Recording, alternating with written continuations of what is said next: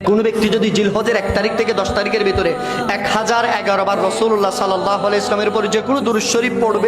পড়ে এটা দিনে হোক রাতে হোক একনিষ্ঠ নিয়ত নিয়ে যদি আল্লাহর কাছে ফরিয়াদ করে, আমার আল্লাহ সে ব্যক্তির সকল ফরিয়াদকে কবুল করে নেবেন।